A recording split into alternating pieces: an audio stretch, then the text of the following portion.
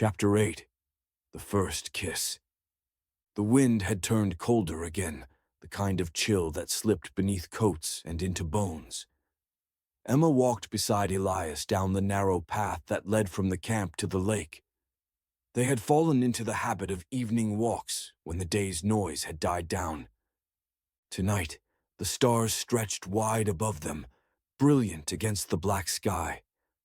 The lake shimmered faintly in the starlight, ripples catching the moon. Emma tugged her scarf tighter. "It's beautiful out here," she said softly.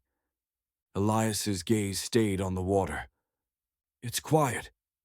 That's why I like it." She smiled faintly, brushing her hair back as the wind lifted it. "You like quiet, but you let me stay in it with you." He looked at her then, his expression unreadable. "You don't break it. That's rare." They stopped at the edge of the dock, the boards creaking under their weight. Emma leaned on the railing, her breath fogging in the cold air. Elias stood close, his presence steady, grounding. For a long moment, neither spoke. The silence was not empty but full, of all the words they hadn't said, all the feelings they had both carried without naming. Emma finally turned toward him, her voice low. "You keep so much to yourself, Elias. Sometimes I wonder what it would take for you to let someone all the way in." His jaw tightened slightly, but his eyes softened as they met hers. "It would take someone I could trust."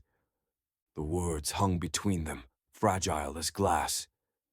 Emma's heart pounded. She swallowed, her voice barely above a whisper. "Do you?"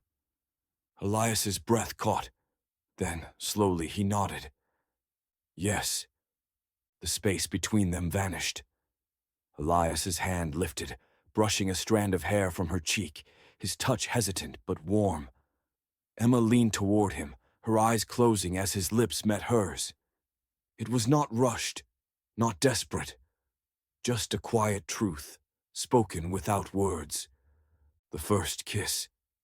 When they finally pulled apart, Emma's cheeks burned, but not from the cold. Elias lingered close, his forehead nearly touching hers. "You don't know how long I fought against this," he admitted quietly. Emma smiled softly. "Then stop fighting." He gave the faintest nod. For once, the guarded man let his walls fall, if only for her. Far away, in Langley, alarms buzzed across the operations floor. "Spectres inside the outer firewall," an analyst called out, panic in his voice. "If he keeps pushing, he'll reach Ward's file in hours." Director Mason Cole's voice cut like steel. "Then stop him. Whatever it takes." But even as he said it, he knew the truth. The hacker wasn't just prying open secrets. He was accelerating the clock. And in Canada, as Elias and Emma stood at the lake's edge, beginning something new, the walls around their quiet world trembled with the force of what was coming.